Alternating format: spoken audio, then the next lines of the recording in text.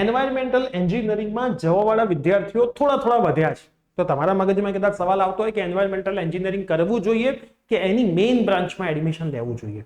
હાલનો સિનારીઓ એન્વાયરમેન્ટ એન્જિનિયરિંગનો શું છે, શું સારી કોલેજ એન્વાયરમેન્ટ એન્જિનિયરિંગ ઓફર કરે છે, એનું પ્લેસમેન્ટ કેટલું છે, તો આજના વિડીયોની અંદર હું એન્વાયરમેન્ટલ એન્જિનિયરિંગની બધી જ માહિતી તમને વન બાય વન આપવાનો છું. તો યસ દોસ્તો, મારું નામ છે પ્રિયેશ પટેલ. તમારું બધાનું હાર્દિક સ્વાગત છે પ્રિયેશ વિદ્યાપીઠ યુટ્યુબ ચેનલની ઉપર.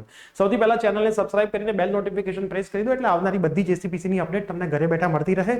વોટ્સઅપ ગ્રુપ ડિસ્ક્રિપ્શનમાં છે, લિંક છે, જોડી લેજો. ના જોડાયા હોય તો અત્યાર સુધી, અને ઇન્સ્ટાગ્રામ હેન્ડલ પ્રિયેશ વિદ્યાપીઠ પર લાસ્ટ યરના કોલેજના કટ ઓફ મુકાઈ રહ્યા છે, એ પણ ખાસ એક વખત વિઝિટ કરજો. હવે તમારો જે સવાલ છે એન્વાયરમેન્ટલ એન્જિનિયરિંગનો, એના ઉપર આપણે વન બાય વન પ્રકાશ પાડીએ કે ભાઈ એન્વાયરમેન્ટલ એન્જિનિયરિંગ એકચ્યુઅલમાં છે શું. તો એ પ્રદૂષણનો અભ્યાસ કરીને એને અટકાવવાનું કામ કરે છે.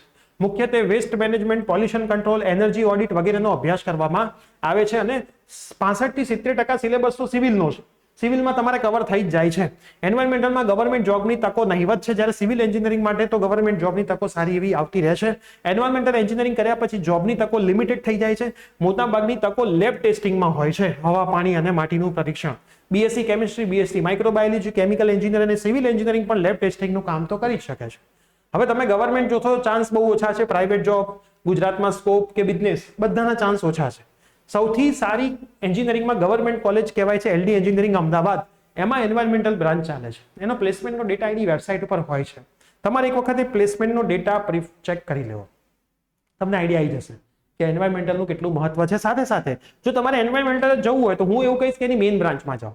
બરાબર, આપણે હંમેશા કહેતા હોય છે કે મેઇન બ્રાન્ચ પસંદ કરો. જેમ કે એરોનોટિકલમાં જવું છે તો તમે મિકેનિકલ પસંદ કરો.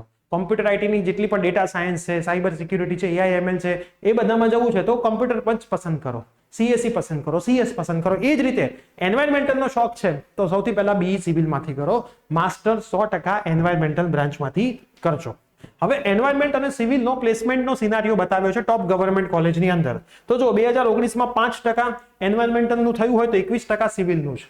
2020માં 8 અને 15%, 21માં 8 અને 13%, 22માં 15% એન્વાયરમેન્ટ, 41% સિવિલ એન્જિનિયર, 23માં 24 અને 79, અને 24માં 17 અને 50%. મતલબ એન્વાયરમેન્ટલ કરો એની જગ્યાએ તમે સિવિલ કરશો તો પ્લેસમેન્ટના ચાન્સ તમારા વધી જશે.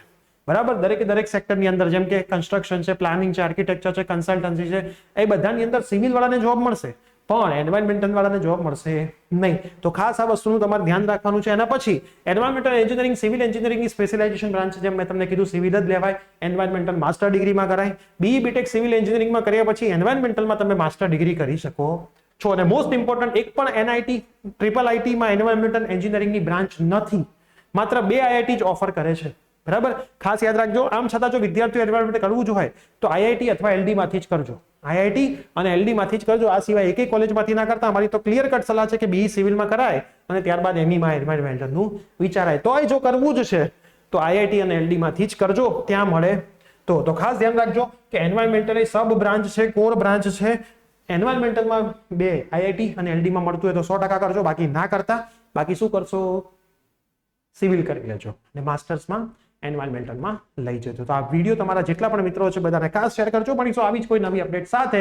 Till then bye bye, take care.